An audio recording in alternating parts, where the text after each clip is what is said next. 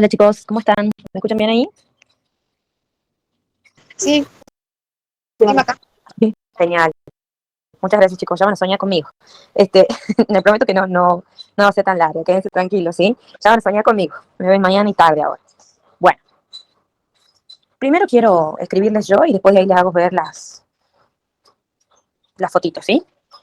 Bueno chicos, al final vemos placa de tórax, quiero seguir avanzando con pericarditis porque es un tema súper corto y si lo toman, no tanto placa de tórax, por eso quería que vean primero pericarditis, ¿sí?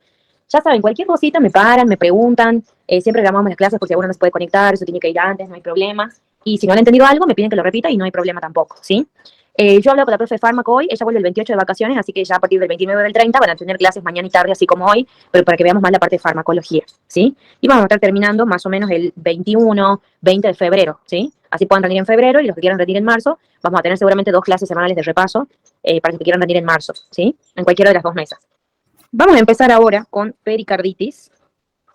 Son 2 cosas que tienen que saber y si lo preguntan, ¿sí? Si son de Santos, traten de leer bien la teórica porque en la parte escrita toman mucho pericarditis y miocardiopatías. En cambio, en la cátedra de Luciérrico, al no tomar la parte escrita, casi nunca toman ni miocardiopatías, salvo un profe que toma cardiopatía chagásica, ni pericarditis. Entonces, si son de Santos, a prestar mucha atención porque preguntan mucho en la parte escrita. 5 o 4 puntos han dado, ¿sí?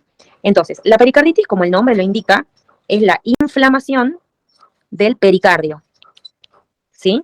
La pericarditis es la inflamación del pericardio. Puede ser una pericarditis aguda o una pericarditis crónica, ¿sí? Cuando hablamos de lo que sería la pericarditis aguda, la causa principal es la causa viral y la clínica es el dolor, ¿sí? Entonces, repito, la pericarditis es la inflamación del pericardio.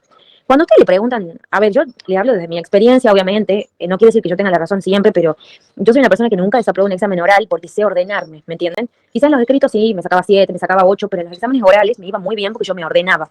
Y es lo que yo siempre les enseño a mis alumnos, también enseñamos para el primer año, que son chicos que recién están por rendir, y los exámenes orales, nosotros tenemos la gran ventaja de que la mayoría en la facultad son exámenes orales y ahí se pueden ordenar. Y los profesores sí los esperan. Entonces no se pongan nerviosos si no saben algo, trátenla de pilotear y no se metan en algo que no conocen al 100%. Si les preguntan los factores de riesgo, no digan ejemplo. Hay 10 factores de riesgo, no utilicen los números, porque si se olvidan de alguno, ya está, o sea, si han dicho 10 y ustedes contestan 5, ¿para qué han dicho el 10 primero, me entienden? Entonces, se ponen derechos, hablan fuerte, porque la actitud de ustedes es la que muchas veces los hace aprobar. Yo muchas veces no llegaba a estudiar todo, pero nunca desaprobaba y nunca me sacaba baja nota, por eso, porque iba segura, ¿entienden? Aunque había cosas que me faltaban, y me ordenaba. Entonces, si a ustedes, o si a mí me preguntaban, bueno, háblame del tratamiento de pericarditis, primero yo definía la pericarditis, no es que le estoy tomando el pelo al profesor y le estoy contestando algo que no me ha preguntado, sino que mi cabeza tarda un poco en ordenarse. Entonces yo digo, bueno, doctor, la pericarditis es la inflamación del pericardio, que se produce principalmente por una causa viral en el caso de que sea pericarditis aguda. Entonces, como es una causa inflamatoria, el tratamiento va a ser con AINES. ¿Qué AINES conoces que le puedes dar para pericarditis? Y bueno, la indometacina, el naproxeno, el ibuprofeno, el paracetamol. ¿Y por cuánto tiempo? Y bueno, las pericarditis agudas se suelen resolver, chicos, en 1 mes y medio a 3 meses. Entonces le contestan eso. Entonces, aunque él no me haya pedido la definición, en mi cabeza voy recordando qué tratamiento era, mientras yo lo defino. Entonces, traten de buscar su método. No estoy diciendo, yo tengo razón en que tienen que responder así, pero traten de buscar su método y de ahí van a ir muy rápido. Va a empezar a rendir un montón, 2, 3 fines por semana, porque ya saben el método, ¿me entienden? Y lo tienen que estudiar como un cuentito. Entonces, la pericarditis aguda es la inflamación del pericardio que se da de manera aguda, de manera rápida. La principal causa es la viral. ¿Por qué hay tantas pericarditis? ¿Estamos? Y el paciente puede con dolor. Suelen ser pacientes jóvenes sin factores de riesgo, con dolor precordial, pero es un dolor punzante. No es opresivo como el infarto. Es punzante, se dirige a la espalda, no va al brazo izquierdo, y también es un dolor que aumenta con los movimientos respiratorios. En cambio, no aumenta con la respiración el dolor del infarto. Era opresivo y tenía pocas horas de evolución. En las pericarditis, a veces pacientes se dejan estar, entonces llevan 1 día, 2 días de evolución con dolor de pecho, eso no es un infarto. ¿Sí? El infarto tiene una evolución más rápida. Quizás máximo se tarda 4 o 6 horas el paciente, pero va a la consulta o bueno, se queda en su casa y ya saben lo que le espera. Pero la pericarditis aguda es esa inflamación aguda, seguramente post-COVID, por eso ustedes le preguntan al paciente, ¿ha tenido COVID hace poco? Capaz que le dice que sí, o ha estado resfriado, engripado, son causas virales, ¿sí? El virus del COVID es una causa y viene con dolor de pecho de tipo punzante que se va a la espalda y que aumenta con los movimientos respiratorios y disminuye con la posición hacia adelante. O sea, con el paciente hace hacia adelante el tórax, disminuye el dolor. Igual que la pancreatitis, chicos, si a algún paciente le duele el abdomen y disminuye ese dolor cuando él inclina el tórax hacia adelante, es pancreatitis, ¿sí? Acá también disminuye el dolor cuando se inclina para adelante porque se separa el pericardio fibroso del seroso, ¿sí? Bien, entonces este paciente va a tener dolor de pecho. Maca, Decime, mi amor. en posición de plegaria, digamos. Claro, Pone el plegaria paciente. maometana. Claro, pero muchas veces no se arrodilla, ¿entendés? Sino simplemente se hace hacia adelante. Eso se llama plegaria maometana. Tal cual, amor. Bien ahí. Tal cual. Esperen que acepte, chicos. Ahí está. Bien. Entonces el paciente disminuye el dolor con esa inclinación del tórax hacia adelante, ¿sí? Ustedes, aunque tengan el dolor de pecho, que no es muy infartado, digamos, ese paciente, porque no tiene un dolor opresivo, le van a hacer un electro, ¿sí? Y hay diferentes fases, pero la fase que ustedes le toman es esta. ¿Qué sucede en el electrocardiograma? En una pericarditis aguda, desciende el segmento PR o PQ. Acuérdense que más se llama PR por el hecho de que no siempre está la onda Q, y asciende el ST en todas las derivaciones. No es localizada la elevación del ST como en un infarto. Entonces, paciente joven, sin factores de riesgo, que viene con dolor de pecho. Se me va a la espalda, doctora, y aumenta mucho cuando yo me muevo. Bueno, le hacemos el electro, ¿sí? Y en el electro sale descendido el PR y elevado el ST. Eso es lo que encontramos en el electro y en todas las derivaciones, tanto en las 6 frontales como en las 6 precordiales, ¿sí? Y es así el diagnóstico de pericarditis. ¿Qué le vamos a dar? Como es una inflamación, la pericarditis es aguda, le vamos a dar AINES, ¿sí? Entonces, AINES, el que ustedes elijan, le pueden dar ibuprofeno, paracetamol, la indometacina, el naproxeno, ¿sí? Durante más o menos 1 mes y medio a 3 meses. ¿Estamos? O sea, 6 semanas es el tratamiento.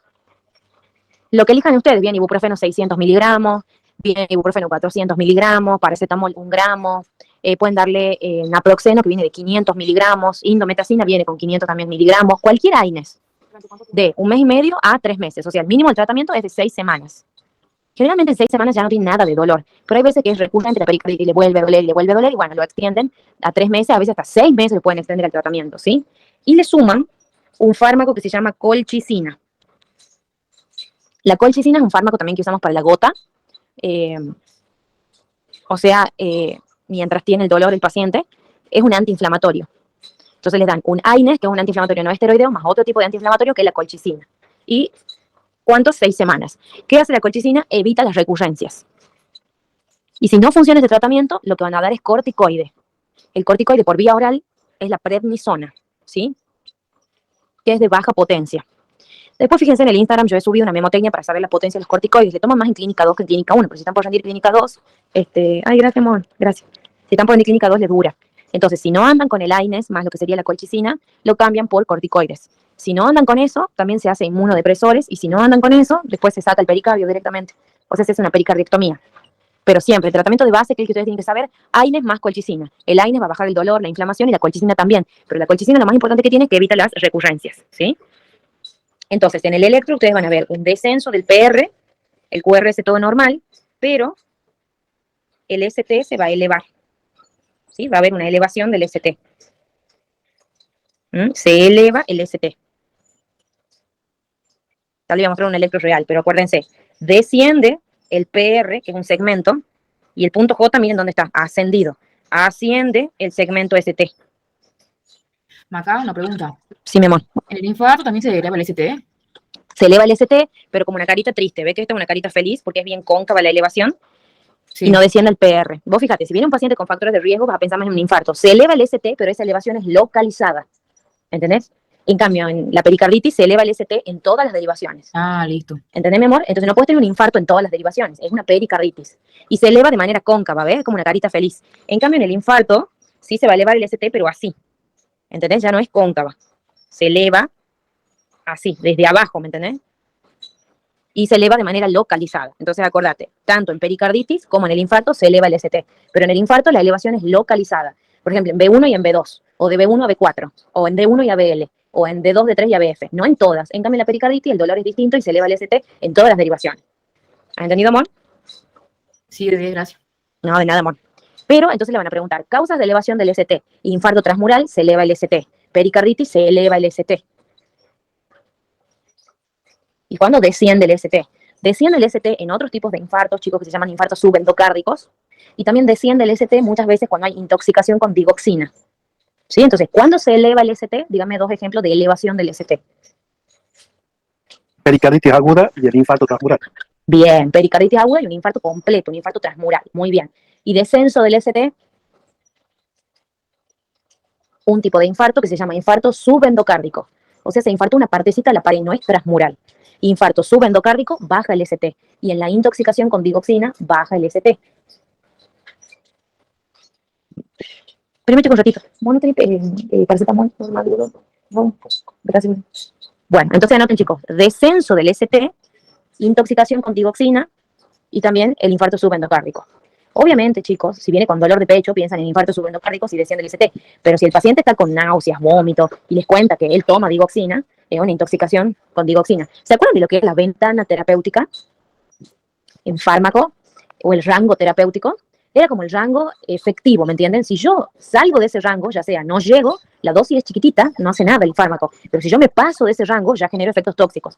Bueno, en la digoxina, esa ventana es muy chiquita, entonces no me puedo ni pasar, ni tampoco dar menos dosis. Al toque ya hace efectos tóxicos si me paso o no hace nada, no disminuye lo que sería la arritmia, para eso se da la digoxina, en el caso de que no llegue a la dosis, ¿sí? Bueno, ¿qué me Ketorolac. Espérame que tome la pastilla. Bueno, díganme ahora, pregunta, amor. ¿Ninguno? Bueno, entonces, chicos, repito. ¿Qué es la pericarditis aguda? Es la inflamación del pericardio, ¿sí? Esa inflamación pericárdica aguda, ¿cuál era la causa principal? Viral. Viral. Muy bien, no se olviden, viral. También puede ser tuberculosis, también le puede dar una pericarditis aguda, o sea, una bacteria, ¿sí? Bien. Maca, disculpa, no sé si ya lo dijiste, pero ¿qué tiempo considera agudo? Una evolución de 48, 72 horas. Hasta. Pueden ser varios días, amor, una semana y media. La pericarditis crónica no se caracteriza por dolor. En la pericarditis crónica vos tenés clínica de insuficiencia cardíaca derecha. Gracias. De nada, amor. Bien, entonces la pericarditis es la inflamación del pericardio. La pericarditis aguda es aquella que evoluciona en pocos días y cuya principal causa es la viral. Muy bien, o también puede ser tuberculosis, por ejemplo. Por otra parte, ¿cómo hacemos el diagnóstico? ¿Qué tiene en la clínica el paciente con pericarditis aguda? Dolor punzante. Bien, Se exacerba por el movimiento respiratorio. Se bien, disminuye cuando se inclina hacia adelante, plegaria momental. bien, excelente. ¿Y hacia dónde se Ya iba el hacia la dolor? espalda. Bien, hacia la espalda. Muy bien. Igual que el dolor de pancreatitis que se va a la espalda, pero viene desde el epigastrio, ¿sí? Bien, excelente, muy bien. ¿Puede tener fiebre? Sí, puede tener fiebre o febrícula, ¿sí? Además puede ser derrame pericárdico, o sea, se puede complicar. Si tiene fiebre muy alta o tiene fiebre que dura muchos días o hace derrame pericárdico, ya es otra la cuestión, ¿sí? Ahora estamos viendo una pericarditis simple, pero puede también tener fiebre o febrícula. El dolor a veces también calma con el reposo, ¿sí? Entonces, ¿qué hacemos? Un electro. En el electro, ¿qué encontrábamos? El segmento ST elevado y cóncavo. Bien, excelente. ¿Y el PR? Disminuyendo. Descendido. Descendido, muy bien. ¿En cuáles derivaciones? Todas. En todas, excelente, muy bien. ¿Qué hacemos? Simplemente le damos un AINES, que puede ser el que quieran, naproxeno, 500 miligramos cada 12, pueden dar ibuprofeno también, que es cada 8 horas, paracetamol también es cada 8 horas, el paracetamol es 500 miligramos a 1 gramo, ¿sí? El ibuprofeno, 400, 600 miligramos, ustedes vayan leyendo cuando vayan comprando las dosis, ¿sí? Y le agregan la colchicina. La colchicina viene en pastillitas de 0,5 miligramos, ¿sí? No hay chance que le pregunten eso, pero la colchicina viene en pastillitas de 0,5 miligramos. Y lo dan durante 6 semanas mínimo, ¿estamos? Y se logra resolver en esas 6 semanas. Y lo pueden extender al tratamiento hasta lo que serían 3 meses o hasta 6 meses, ¿sí? ¿Cuándo tiene criterios malos el paciente? Cuando tiene fiebre muy elevada que no desciende con nada, cuando hace derrame pericárdico, ¿sí? Ahí van a tener que hacer un ecocardiograma para ver ese derrame, que sería como una imagen hiperecogénica, ¿sí? Alrededor, perdón, como un examen, como una imagen sin ecos, porque va a estar todo negro alrededor por el derrame, y se ve el pericardio hiperecogénico, ¿sí? Entonces, el derrame pericárdico le van a hacer el diagnóstico con un ecocardiograma. Y en ese caso hay que internarlo al paciente, ¿sí? En el caso de que tenga fiebre muy alta que no descienda, derrame pericárdico, puede hacer hasta un taponamiento cardíaco, ¿sí? Todo eso puede hacer. Pero el tratamiento es con AINES y con colchicina. Esa es la pericarditis aguda. Desciende el PR y asciende el ST, ¿sí? Bueno, espérenme un ratito. Y ahí en el diagnóstico solamente decimos el electro, no decimos la placa, el ecocardiograma y eso. No, el diagnóstico es clínico, apoyado con el electrocardiograma, y si es que vos sospechas de un derrame pericárdico, haces un ecocardiograma, y si estás en un centro de nivel, o sea, de complejidad menor, tenés que hacer una placa, amor. Pero el método de elección es el ecocardiograma, ahí vos vas a ver el derrame pericárdico. ¿Estamos, amor? Maca, entonces, en cuanto a lo que es el examen físico, cuando ocultas el roce pericárdico, o sea, sí se lo escuchas acá. Nunca lo oculté yo. Pero además de tener esas cosas extras como la fiebre o la febrícula, también podés encontrar en la ocultación un roce pericárdico. Yo nunca lo escuché. Nunca lo Porque oculté. se presenta con derrame, ¿no es cierto? ¿Cómo, mi amor? Porque por lo general siempre se presenta con derrame. Un poquito sí, pero no, generalmente no se escucha. Pero si encontraras algo sería así, el frote pericárdico. Bien, gracias. Nada, amor, si tenés derrame, ese derrame puede seguir aumentando, entonces vos tenés que, internarlo al paciente, ¿sí? Están contraindicados los anticoagulantes, chicos. Contraindicados los anticoagulantes. Bueno, veamos. Patrón clínico. Es un paciente joven sin riesgo de factores de riesgo cardiovascular, sin factores de riesgo cardiovascular y con una infección previa, porque hemos dicho que el virus era la principal causa. Entonces, pericarditis aguda se ve en pacientes jóvenes sin factores de riesgo y que hayan tenido una infección viral previa, por ejemplo, COVID. Tiene un dolor torácico retroesternal o un dolor precordial que aumenta con los movimientos respiratorios y disminuye con la flexión hacia adelante del tronco. Entonces, lo que dijimos, la pericarditis aguda se da en pacientes jóvenes sin factores de riesgo que tengan una infección viral, tienen un dolor que se va a la espalda, que aumenta con los movimientos y disminuye con el paciente yéndose hacia adelante, ¿sí? Bueno, recordando el electro, este es el segmento PR que va a descender y este es el segmento ST que va a ascender en todas las derivaciones, ¿sí? Si fuera un infarto, ya sería bien localizado, ¿entendido? Si es un infarto, está localizada esa elevación del ST. Ya se va a cargar, chicos, se tarda por ahí en cargar. Ya se carga. Bueno, el diagnóstico diferencial, como el dolor es de pecho, ustedes van a hacer el diagnóstico diferencial con el infarto agudo de miocardio. Recordando que el infarto generalmente se da en pacientes mayores con factores de riesgo y el dolor no varía con la postura. En el infarto está el dolor opresivo y no disminuye con nada. Estamos a menos que le hagan el tratamiento al paciente. Pero el dolor pericárdico disminuye con la flexión hacia adelante del paciente. Puede ser que encuentren ese frote pericárdico, ¿sí? Y puede ser que el paciente también tenga taquicardia. También puede ser la taquicardia por la fiebre o febrícula que puede presentar. Se eleva el ST en forma generalizada con la depresión del segmento PR. Entonces, en el examen físico, además de ese dolor, pueden ocultar, aunque no pasa siempre, ese roce o frote pericárdico, ¿sí? Y ese frote pericárdico se puede acompañar de taquicardia. Traten de tomar la ocultación, ¿sí? En decúbito lateral y en expiración, porque pues, si lo ponen de costado del paciente y ustedes le piden que saque el aire, que expire, más se va a acercar el corazón al pecho y ustedes van a ocultar mejor. Eso se llama posición de pachón, ¿sí? Lo ponen en decúbito izquierdo al paciente y encima le piden que largue el aire. Y ahí lo están acercando el corazón a la pared anterior del tórax. Bueno, desciende el PR y asciende el ST en todas las derivaciones, de manera generalizada, ¿sí? Bueno, ahora se va a ver un poquito elevado el ST, se ve un poquito borroso, y desciende el PR. Yo le voy a hacer ver una mejor imagen, ¿sí? Y puede haber complicaciones, porque puede haber un derrame pericárdico, ¿sí? Y ahí van a pedir un ecocardiograma, ¿sí? Bueno, en cuanto al manejo, ya saben, el manejo se realiza con ambulatoriamente AINES más colchicina, ¿sí? Si no andan los AINES más la colchicina, van a darle corticoides al paciente, ¿sí? Y si no, pasan a los inmunodepresores y a la cirugía. Criterios para internarlo el paciente, que tenga una fiebre muy elevada, que haya un derrame importante, que llegue al taponamiento cardíaco, ¿sí? Que dure más de una semana y no mejore el dolor, y no mejore el dolor, y no mejore el dolor, y que falle el tratamiento con lo que sería los AINES, ¿sí? Criterios menores, que aumenten un poco las troponinas, es normal, porque está inflamado el pericardio, entonces sí se aumentan las troponinas, que esté inmunodeprimido, que se haya golpeado y por eso sea la pericarditis, y que esté el paciente anticoagulado. Esos son criterios menores. Entonces, ¿cuándo lo internan al paciente con pericarditis aguda? Cuando tenga la fiebre muy elevada, cuando la pericarditis dure más de una semana y el paciente no mejore, ¿sí? Cuando no mejore con el tratamiento con AINES, con colchicina, le pueden dar también corticoides, ¿sí? Inmunodepresores y sigue la cirugía. Entonces ahí lo tienen que internar al paciente, ¿sí? Entonces ustedes le van a preguntar, ¿qué criterios de internación tienen? Fiebre muy elevada, duración de una semana del dolor que no mejora con el tratamiento y la falta de respuesta al tratamiento. Y obviamente el taponamiento cardíaco. ¿Cómo se van a dar cuenta que el paciente está con un taponamiento cardíaco, chicos? ¿Qué triada aparecía en el taponamiento cardíaco que han visto en semio? De Beck. Bien, excelente, la triada de Beck, ¿sí? El taponamiento cardíaco, aquí, el taponamiento cardíaco se da porque el paciente tiene hipotensión, R1 y R2 están hipofonéticos y empieza con ingurgitación yugular.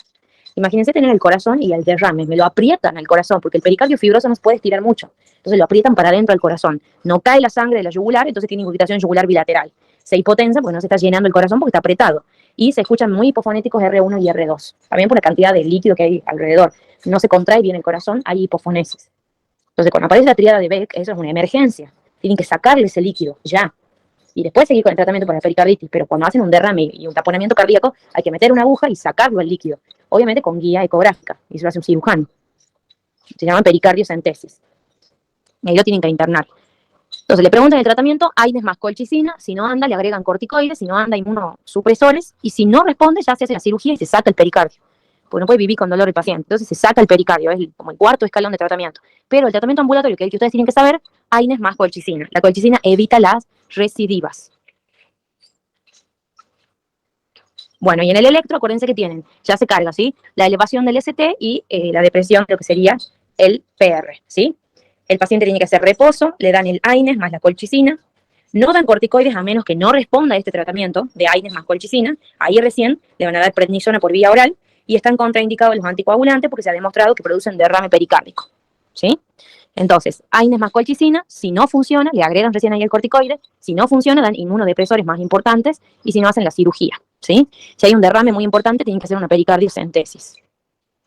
Y no están indicados los anticoagulantes porque en los estudios se ha demostrado que aumentaban la incidencia de los derrames pericárdicos. Acá está el taponamiento cardíaco. Yo tengo el pericardio y se empieza a acumular líquido ahí, entre el pericardio visceral y el parietal. Y lo empiezan a apretar el corazón. El corazón está todo apretado, entonces no cae la sangre de las yugulares. Y por eso hay incrustación yugular bilateral. Como no se llena el corazón, hay hipotensión. Y como no se contrae bien y encima hay líquido, no me dejan escuchar bien, R1 y R2 hipofonéticos, ¿sí? En ese caso tienen que hacer el diagnóstico rápido, meter una agujita y sacarlo al líquido. Eso se llama pericardiocentesis.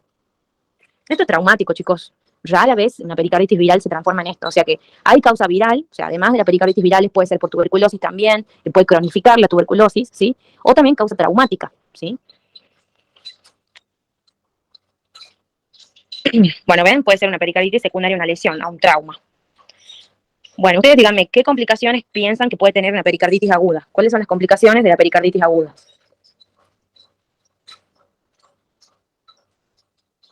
¿Cuál es mucho que era la complicación de la pericarditis aguda? ¿El taponamiento?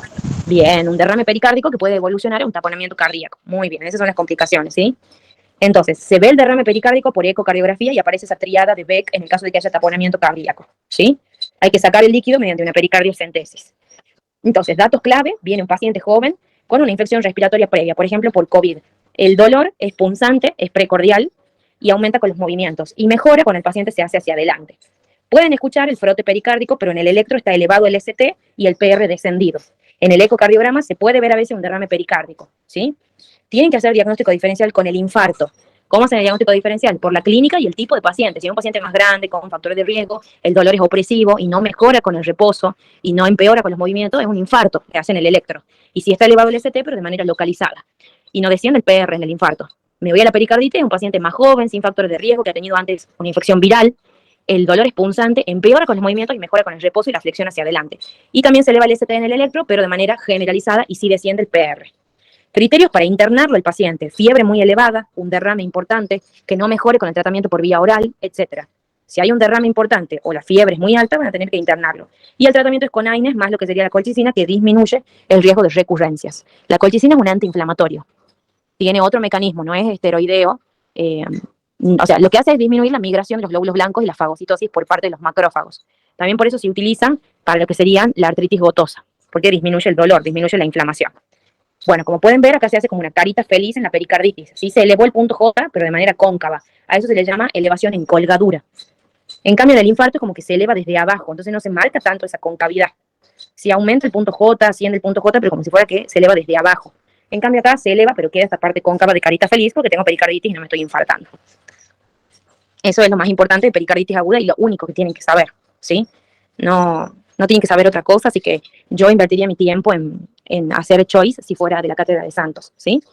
Bueno, pregunta vinculada a una imagen: hombre de 34 años, deportista, que presenta un cuadro de dolor torácico opresivo. Bueno, este paciente es joven y encima es deportista, o sea que no es un paciente con factores de riesgo, pero tiene un dolor opresivo continuo que se irradia a la espalda, que se acentúa con la inspiración profunda, de 4 días de evolución. Entonces, hace 4 días que le duele el pecho, sí es opresivo, pero se va a la espalda, y aumenta el dolor con una inspiración profunda. Refiere a un cuadro de amigdalitis hace 2 meses. Auscultación cardíaca, no tiene soplos, no presenta datos de alteración hemodinámica ni insuficiencia cardíaca. Analítica normal, salvo discreta leucocitosis. Bueno, aumentó los glóbulos blancos por lo que ha tenido amigdalitis. Al llegar a urgencia se le realiza un electro que se muestra en la figura. Bueno, en el electro se veía la elevación del ST en todas las derivaciones, que es la imagen que le mostró primero. A la espera del resultado de los marcadores de lesión miocárdica, o sea, están haciéndole las enzimas por un posible infarto igual, su diagnóstico más probable en este paciente es... ¿Cuál es el diagnóstico más probable? No tienes que saber el 2. Pericarditis aguda. Bien, una pericarditis aguda. El 3 dice dolor torácico osteomuscular con electro de deportista. Ese electro de deportista se refiere a bradicardia. Los deportistas tienen un tono vagal, hacen bradicardias, pero no tienen por qué elevarse al ST, ¿sí? 5, angina inestable. La angina inestable es como un estadio previo al infarto, digamos, y esa angina inestable se caracteriza porque no aumenta el dolor con los movimientos, ni tampoco calma con la flexión hacia adelante, ¿sí? Y lo más importante es que el dolor tiene 4 días de evolución. Un infarto va a evolucionar 4 días. No, siempre cuando llega el infartado hace 5 o 6 horas que le duele y ya no da más y va a la consulta. Pero un infarto no va a durar 4 días, chicos, ¿sí? Entonces, lo que más pienso es en una pericarditis aguda. Muy bien, la opción 4. Entonces, acuérdense, este paciente ha venido con un dolor opresivo y continuo que, bueno, aunque sea opresivo, también eso es muy subjetivo porque depende de las características que él me diga. Capaz que él me dice me oprime y realmente no sea así. Pero bueno, no importa, el dolor es opresivo, pero aumenta con los movimientos respiratorios. Él ha tenido una amigdalitis previa, en el análisis de sangre salen altos los glóbulos blancos, o sea que hubo una infección, ¿sí? Le piden los marcadores también de lesión miocárdica y las troponinas pueden estar un poco elevadas sin llegar al rango de infarto, pero se elevan un poco las troponinas, pero el electro estaba elevado el ST de manera generalizada. Entonces es una pericarditis, ¿sí? En ese caso, ¿qué tratamiento le darían? ¿Lo internan o lo mandan a la casa con tratamiento? Ambulatorio. Bien, tratamiento ambulatorio, ¿qué le darían? Bueno, AINES cualquiera. Bien, Y bueno, no sé cómo se llama. la Colchicina. colchicina. Bien, excelente. Y están contraindicados los anticoagulantes. Y los corticoides primero no. Entonces le dan AINES más colchicina, más o menos durante 6 semanas de tratamiento. Muy bien, excelente. Acá, en el caso de que no funcione, se agrega el corticoide o se saca el AINE más colchicina y se da el corticoide. O sea, se suma el corticoide. Vos lo agregás, Ah, lo agrego. le agregás el corticoide. Le das prednisona 0,3 a 0,5 miligramos por kilo por día. 0,3 a 0,5 miligramos por kilo por día. Le agregás el corticoide al tratamiento anterior. Ah, bien, gracias. No, nada más. La prednisona es por vía oral y es de baja potencia. Bien, bueno, ahora lean esta y hay que marcar la incorrecta.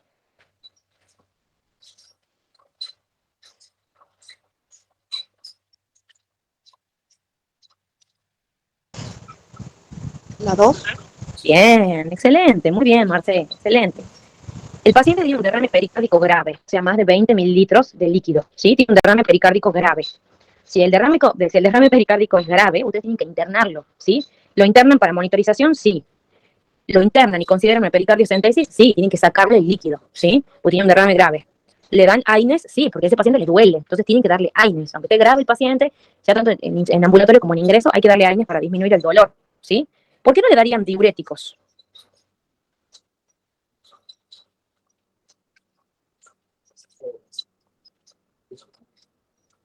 ¿Por qué no le dan Porque diuréticos a un paciente con... el diurético actuaría en el riñón y vos necesitas que actúe en serosa. La afectación es de una serosa. Ay, se corta mucho, Betty, perdona. Mucho y no escuchaba. Sí, sorry, ando mal. Ando mal el El diurético, ¿Por qué me querés? Sí, mi porque amor, los ahora sí. diuréticos actúan en el riñón y vos tenés problemas de serosas, de membrana. Entonces tendrías que darle el corticoide, tendrías que darle Bien, el esa es AINES. una primera.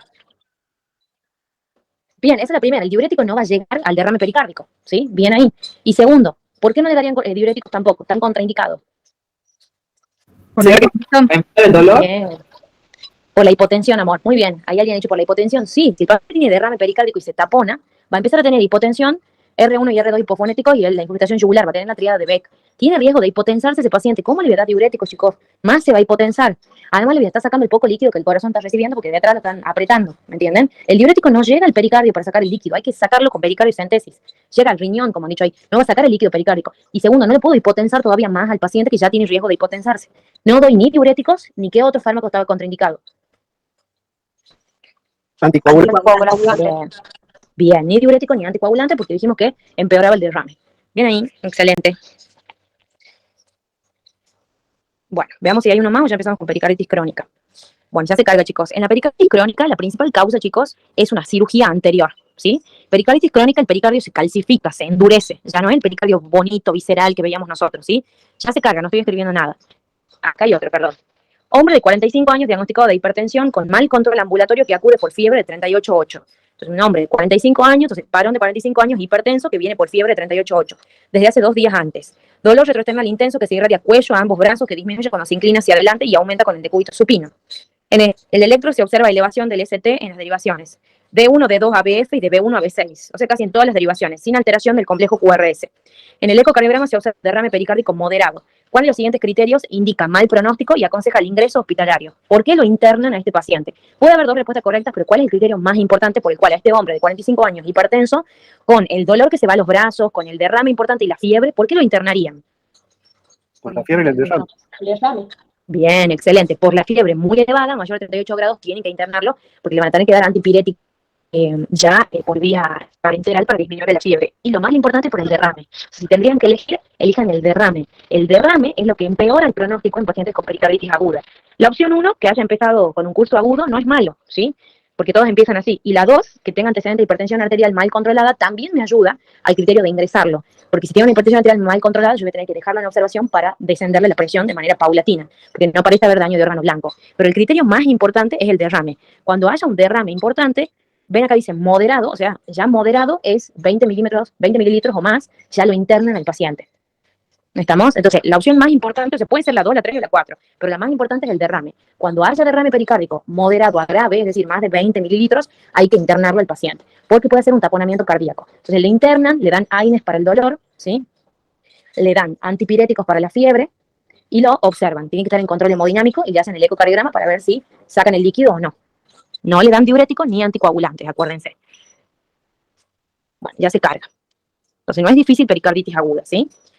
Las alteraciones del electrocardiograma, típicamente diagnósticas de la pericarditis aguda, obligan a plantearse el diagnóstico diferencial con una de las siguientes entidades clínicas. Siempre pericarditis, como eleva el ST, tengo que hacer el diagnóstico diferencial con el infarto. ¿Estamos? La estenosis aórtica les da hipertrofia al ventrículo izquierdo, ¿sí? La estenosis aórtica le da hipertrofia al ventrículo izquierdo. Esta enfermedad la tienen que saber. Transposición corregida de los grandes vasos tampoco la tienen que saber. Y la insuficiencia aórtica les da dilatación del ventrículo. No tendría por qué elevarse el ST. ¿Sí? Entonces, el infarto agudo de miocardio es con quien tienen que hacer el diagnóstico diferencial de una pericarditis aguda por el dolor y porque se eleva el ST. Nada más que se eleva el ST en colgadura, se llama bien cóncavo en la pericarditis y en todas las derivaciones o en la mayoría de las derivaciones. En cambio, en el infarto se eleva el ST, pero en ciertas derivaciones. Es bien localizado. Bueno, vamos con la otra. Cuando hablamos, chicos, de pericarditis crónica, hablamos de una inflamación crónica del pericardio que se calcifica. El pericardio visceral, que es blandito, que tendría que acompañarlo al órgano, se hace duro. Tengo una pericarditis calcificada. Y la principal causa es una cirugía anterior. También otra causa es la tuberculosis. ¿Sí? O sea, la tuberculosis puede dar una pericarditis aguda o cronificar. Entonces, la pericarditis crónica es la inflamación crónica del pericardio que lleva a su calcificación. Se calcifica el pericardio. ¿Sí? Ese pericardio calcificado, ¿a qué se debe? A que antes hubo una cirugía en donde hemos tocado, por así decirlo, el pericardio, entonces se empieza a inflamar de manera crónica. Por ejemplo, se ha hecho una cirugía para el reemplazo de una válvula, o se ha hecho una cirugía para hacer un bypass coronario, etc. Entonces puede darse una pericarditis crónica. U otra causa también es la tuberculosis. ¿Qué pasa con el pericardio? Se calcifica. ¿Y qué clínica tiene el paciente? Tiene la clínica de una insuficiencia cardíaca derecha. ¿Estamos? ¿Por qué? Porque el pericardio, ¿a quién va a apretar más fácilmente? ¿Al ventrículo derecho, que es finito, o al ventrículo izquierdo, que es más grueso? Al derecho. Al derecho, bien. Entonces, me va a dar una clínica al inicio de insuficiencia cardíaca derecha. Por lo tanto, ¿qué va a tener el paciente en la clínica? Si tiene clínica de insuficiencia cardíaca derecha. Urgitación yugular. Bien, bilateral. ¿Qué más? Bilateral. Hepatomegalia. Bien, excelente. Edema, ascitis, hepatomegalia, puede tener cianosis en miembros inferiores, falta de vello, ¿sí? Muy bien, dolor de abdomen. Decime, mi amor. La crónica es lo mismo que la constrictiva. Claro, es la misma, mi amor. Ok, gracias. Es la misma. Nada de nada, amor.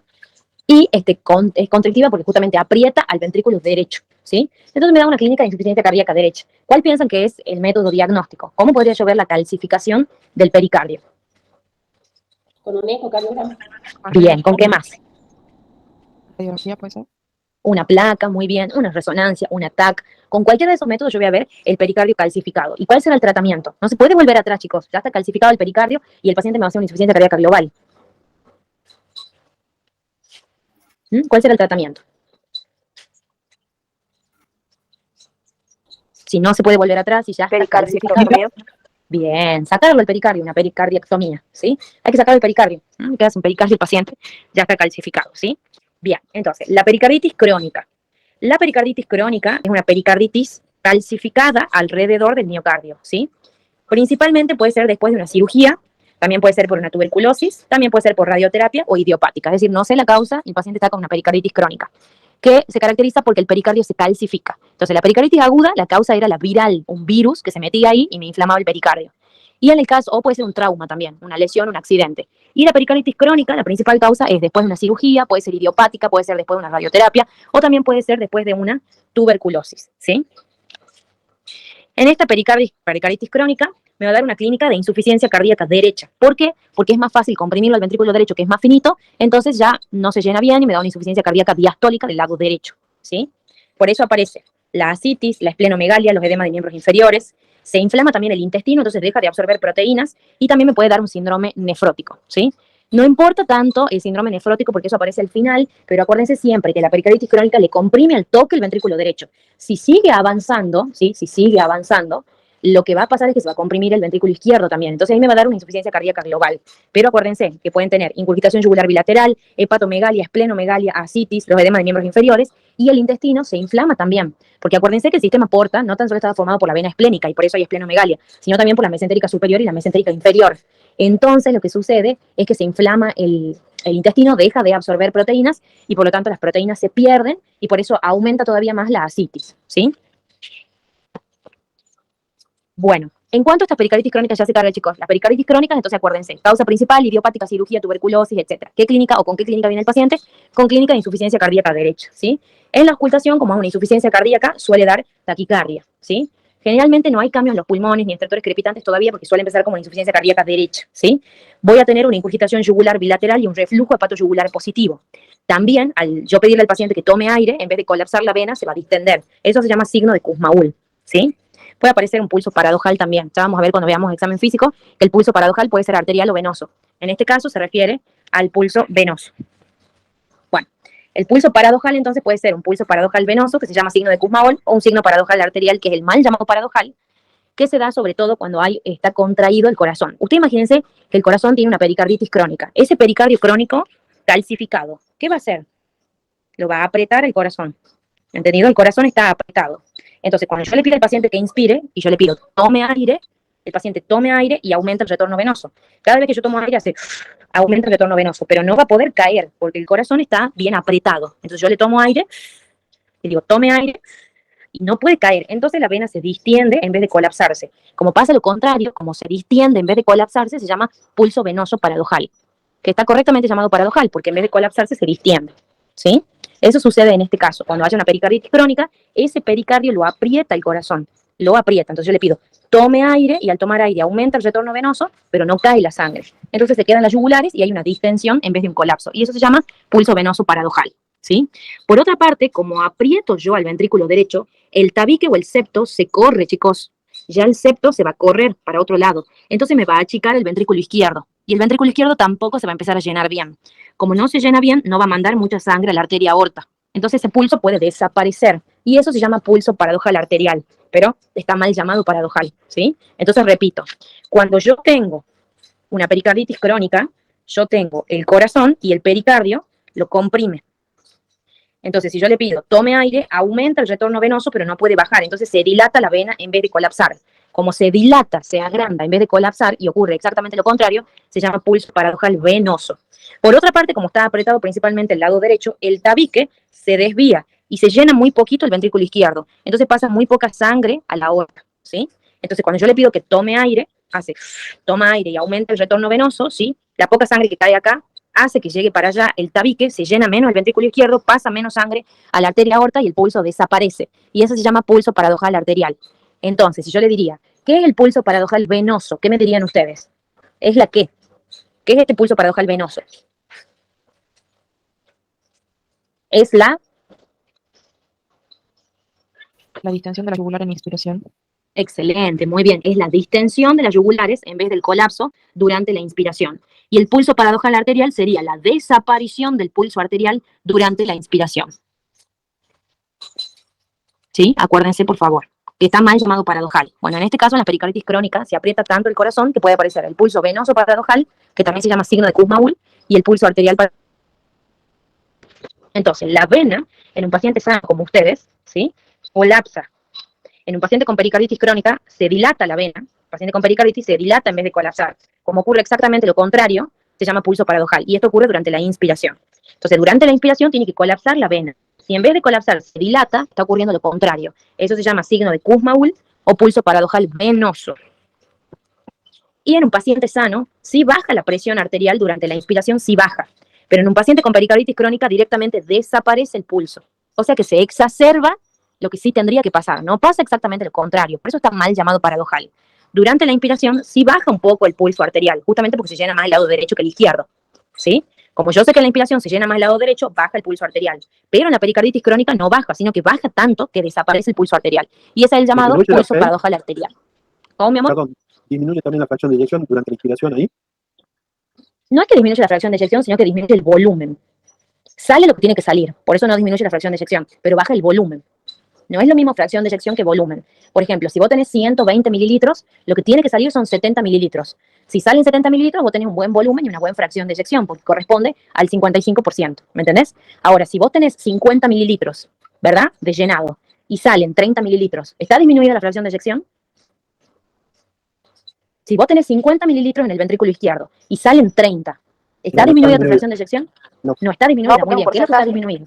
Claro, es un El volumen. porcentaje. El El volumen. volumen, ¿entendés? Entonces, claro, ¿entendés? Acá no está disminuida la fracción de eyección porque vos no tenés ningún problema valvular ni de contractilidad. Está disminuido el volumen de eyección, porque estaba disminuido el volumen telediastólico, que es el que está al final de la diástole. ¿Me entendemos? Sí, Maca. De 10 mol. Entonces, acuérdense, pero está muy buena la pregunta, porque fracción de eyección corresponde a un porcentaje y volumen de eyección es otro. Cuando se llena el corazón, ¿sí? Ustedes tienen acá el corazón.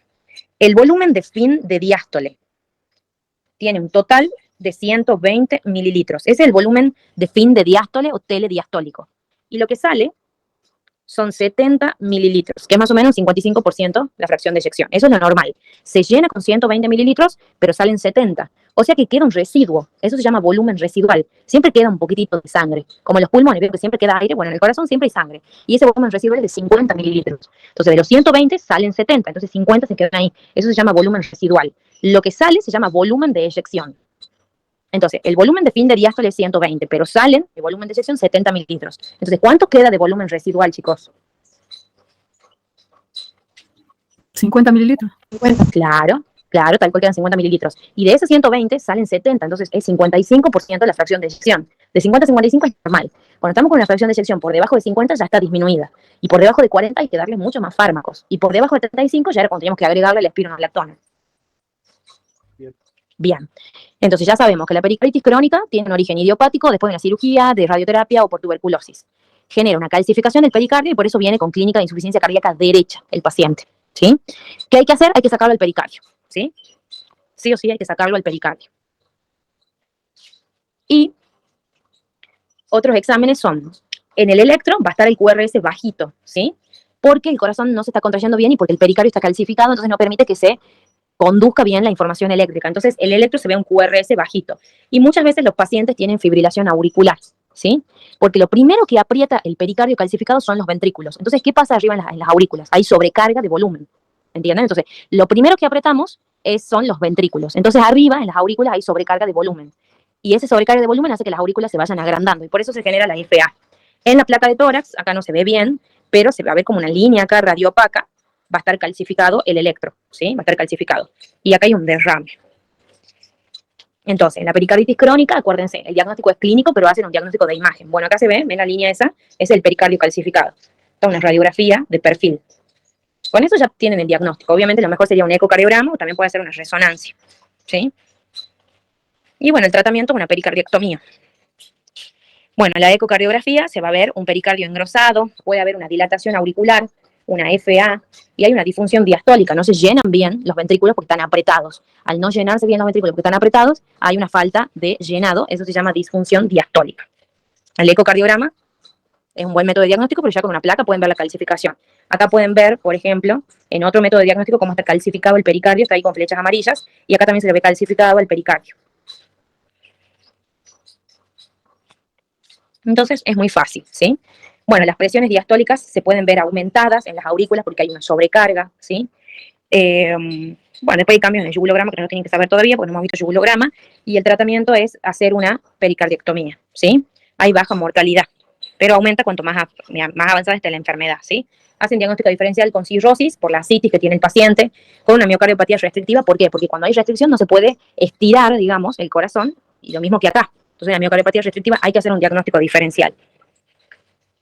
Entonces, la pericarditis aguda, la principal causa era un virus. El paciente venía con dolor de pecho, bien punzante, que se va a la espalda. Se puede también ir a los miembros superiores, pero lo más importante es que aumenta con los movimientos y calma con el reposo y con la flexión hacia adelante. Dan AINES más colchicina. En la pericarditis crónica, la principal causa es posquirúrgica, idiopática o por radioterapia o por tuberculosis, y ahí viene el paciente con clínica de insuficiencia cardíaca derecha. Entonces, lo que hacen es hacer un método de imagen como un eco, una radiografía, TAC o resonancia magnética, y después lo sacan el pericardio, una pericardiectomía, y es baja la mortalidad. Y listo, no tienen que saber nada más de pericarditis. ¿Ha quedado claro? Sí, Maca. de 10. ¿Con quién hacen el diagnóstico diferencial de pericarditis aguda? Infarto agudo de miocardio y derrame pericardio. Perdón, y Bien. infarto agudo. Bien, el infarto agudo, y sí o sí piden un ecocardiograma para ver lo que sería si hay un derrame pericárdico o no. Excelente, Gaby, muy bien. Lo único que nos había quedado de diagnóstico por imágenes era la radiografía de tórax. Chicos, cuando vean una placa de tórax, primero analicen a su paciente. Fíjense, qué edad tiene el paciente, qué sexo, por qué consulta, cuáles son los antecedentes, para que sepan más o menos a dónde buscar. ¿Sí? Y lo segundo, se tienen que fijar si está bien realizada esa radiografía. O sea, si tiene una buena penetrancia, si el paciente está bien derecho, ya les voy a decir cómo se van a fijar. Y acuérdense que la radiografía, ustedes le piden al paciente que tome aire y se queda ahí. Entonces tiene que estar bien inspirada esa placa. Entonces, radiografía de tórax. Cuando ustedes reciben la placa, ya no se hacen las placas esas duras, se la ve en la computadora directamente. Cuando ustedes vayan a ver una radiografía, primero analicen al paciente. Sí, contame, ¿por qué viene el paciente? ¿Qué edad tiene? Bueno, es Juancito de 70 años que viene porque le falta el aire, tiene antecedentes de hipertensión, de diabetes, de sobrepeso, de sedentarismo, consume tal y tal fármaco, viene con falta de aire, edema de miembros inferiores, incurgitación yugular. Bueno, entonces están pensando en que van a encontrar una insuficiencia cardíaca congestiva por todos los criterios que están teniendo. Entonces pueden encontrar una cardiomegalia, un derrame pleural, bilateral, etcétera. Entonces ya lo conocen el paciente. En cambio, si viene un paciente joven de 30 años porque le duele mucho la región lumbar, con más de 3 meses de evolución, 30 años, piensan, por ejemplo, en una sacroileitis. Entonces van a buscar ahí, en la unión del sacro, con lo que sería el coxis, a ver si hay una sacroileitis o no. En cambio, si viene una paciente con dolor de cuello, por ejemplo, se pueden fijar, y si tiene antecedentes de dolor articular en las manos, quizá tenga artritis reumatoide, entonces van a buscar en la articulación entre C1 y C2 que no haya una subluxación atlantoaxoidea. Entonces ya tienen que saber más o menos qué tiene su paciente y por qué le han pedido la placa. Y segundo, se tienen que fijar que esté bien realizada la placa. Para eso el paciente tiene que estar derecho, no tiene que estar torcido. Muchas veces no le va a quedar otra, chicos, hay pacientes bien viejitos que no se pueden mover, entonces ya están en mala posición y sale mal la placa, o hay niños que no se quedan quietos y lloran, entonces no le va a salir bien la placa, ¿sí? Pero bueno, ya saben que es por eso y no por un problema de operador dependiente. Y también se tiene que estar fijando que esté bien inspirada. O sea, ustedes cuando hacen la placa, el técnico radiólogo le pide al paciente que tome aire, se quede ahí y ahí sacan la foto, ¿entienden? Tiene que estar bien inspirada esa placa. Para eso tienen que contar los arcos costales. Bien, una vez que ustedes ya vemos una placa y lo ven, ya se hayan fijado qué paciente es y está bien hecha, se van a acordar de la memotecnia A, B, C, D y E. A de vía aérea. ¿Estamos? Eso es lo primero que van a ver. A de vía aérea, o sea, van a ver la tráquea. B de breath, de respiración, van a ver los pulmones y la pleura. C de corazón, van a ver los arcos del corazón. D es de inglés, disabilities, se refiere que van a ver los huesos. Y E de everything else, todo lo demás, ¿sí? Entonces, A de vía aérea, van a ver la tráquea, ¿sí? Que la tráquea no tenga ningún objeto extraño, por ejemplo, está levemente desviada a la derecha. Pueden también verla la carina, que es cuando se bifurcan los bronquios principales, es la bifurcación de los bronquios principales de la tráquea. B de los pulmones y de la pleura, se van a fijar que no haya ninguna masa pulmonar, que en la pleura no haya derrame pleural, que estén libres los senos, tanto el cardiofrénico como el costofrénico. C de corazón, se van a fijar de los arcos del corazón. D, se van a fijar en los huesos, o sea, en las clavículas, en las apófisis espinosas, en los arcos costales, etc. Y E, everything else, todo lo demás. O sea, se refiere a las mamas, en el caso de la mujer, a las cúpulas diafragmáticas. Entonces, vamos con la letra A. En la A, ustedes se van a fijar de la vía aérea. Van a observar la tráquea. La tráquea tiene aire, entonces se ve como una estructura radiolúcida que está levemente desviada a la derecha. Y se va a ver la carina, ¿sí? Esa carina es la bifurcación en dos de la tráquea. Entonces ustedes van a ver la tráquea que está levemente desviada a la derecha. Si está muy desviada a la derecha, puede haber algo acá o algo acá que la esté empujando. O si está desviada a la izquierda, también. Acuérdense que se desvía la tráquea en neumotórax y en atelectasia. Entonces se desvía la tráquea en neumotórax y en atelectasia. Ahí está desviada la tráquea. Entonces, A de vía aérea. La tráquea es radiolúcida, o sea que me va a dejar ver atrás la columna. Y la carina, ¿sí? Se fija que no haya ningún elemento extraño, ¿sí? Mi sobrino, el Pillín ese, se trajo una moneda. Se trajo una moneda, entonces se le veía ahí los 50 centavos en el esófago, no en la tráquea. Pero bueno, por suerte ha ido para ahí. Y bueno, ¿cómo no me doy cuenta? Porque estaba jugando con la moneda y le avisado que se había tragado, que era muy chiquito, pero empieza con cialorrea, o sea, empieza como con mucha salivación, ¿entienden? Hay que hacer una endoscopia y sacar la moneda. Y eso se ve perfecto en las placas. Bueno, después he tenido pacientes que se han tragado avioncitos, las pilas de los juguetes, un cierre, una vez se han tragado un collar. Eso ya se ve en el intestino generalmente cuando llegan y ustedes van viendo que progresa. Y una vez en las termas, no sé cómo hizo, un paciente se tragó literal una bombilla del mate, chicos. Estaba preso. Los presos generalmente tragan cosas para poder salir, ¿me entienden? Entonces, bueno, tiene una bombilla del mate ese paciente, había que hacer una cirugía. Si no, se tragan tijeras, el Gillette. Entonces, todo eso se ve con las placas y generalmente están o en la vía aérea o en el esófago, ya en los intestinos, ¿sí? Bueno, B. La B de breath, de respiración, ustedes se van a fijar de las pleuras, ¿sí? La imagen está medio borrosa, pero sí se llegan a ver las cisuras, ¿sí? Entonces, ustedes van a agarrar y van a ver la pleura. Cuando haya, por ejemplo, un neumotórax, ustedes van a ver la pleura así, ¿entienden? Si se ve así la pleura, la van a ver como una línea. Y además no tan solo la pleura, la que se va a ver como una línea ahí, sino que la tráquea va a estar desviada hacia el otro lado. Entonces, si viene un paciente que ha chocado, por ejemplo, o no hace falta que se haya golpeado, sino que le falta el aire, le hacen la placa, está desviada la tráquea para el otro lado, y se ve la pleura ahí, bueno, es un neumotórax. Hay que poner un tubito y empezar a distenderlo a ese neumotórax. Bueno, acá en la derecha pueden ver el lóbulo superior, el lóbulo medio y el lóbulo inferior. Y eso se van a ver, ahí se van a ver las cisuras. Acá está medio borroso y justo está marcado ahí con la línea, pero sí se pueden ver las cisuras. Y en la parte izquierda, acuérdense que hay una cisura acá, una sola, que lo divide en lóbulo superior y lóbulo inferior. ¿Sí? Entonces, la A es de vía aérea, ven la tráquea con la carina. La B de breath, de respiración, ven los pulmones. Fíjense que no haya ninguna masa. Fíjense que no haya un edema en alas de mariposa. Todo depende de la clínica. Esto es complementario.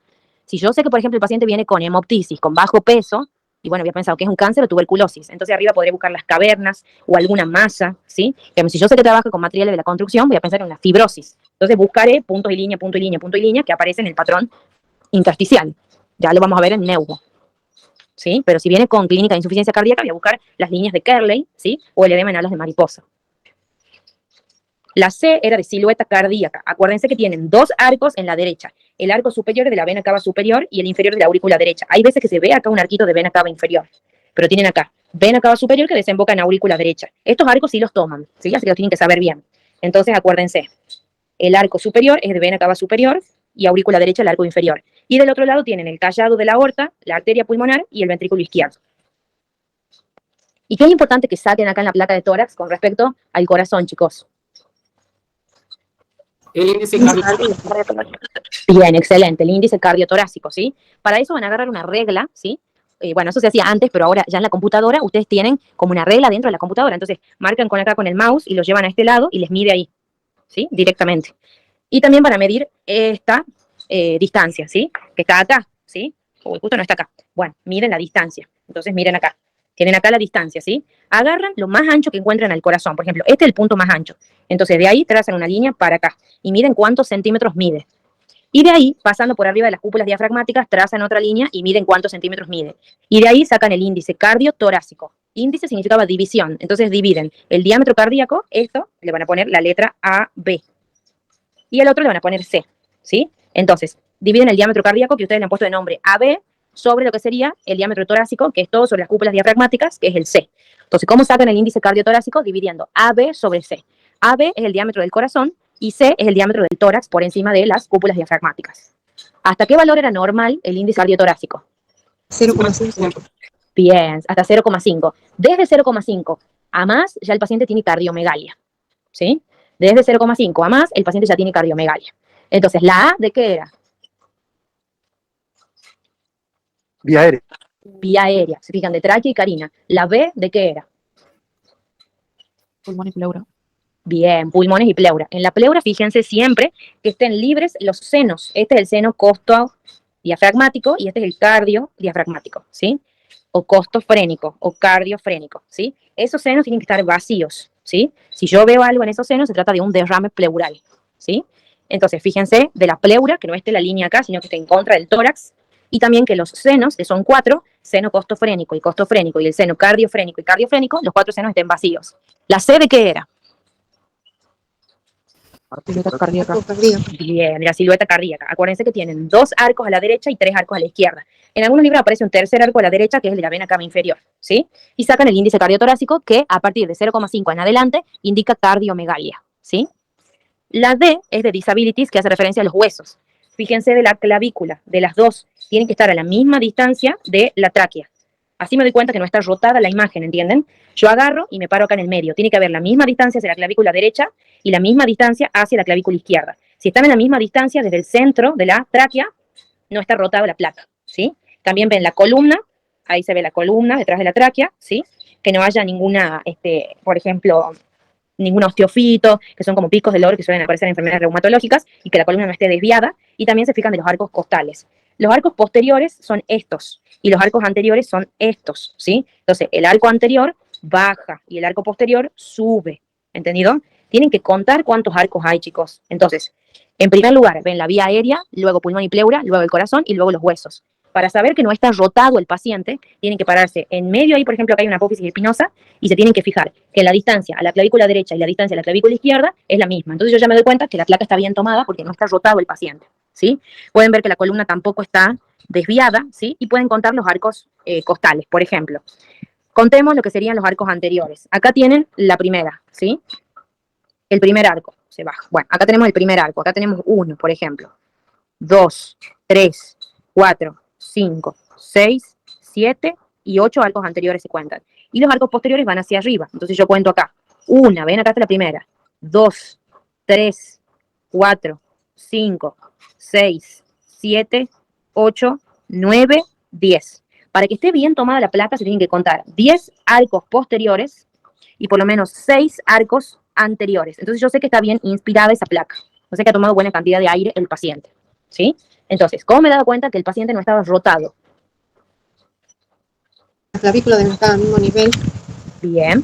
A la misma distancia que la misma tráquea. distancia de la tráquea. Bien. No de la tráquea, perdón, sino de la columna. Busquen una apófisis espinosa porque ustedes saben que la tráquea se desvía. Entonces, de la apófisis espinosa, la misma distancia. ¿Y cómo se dan cuenta que está bien inspirada la placa? Que ha tomado la cantidad de aire correcta.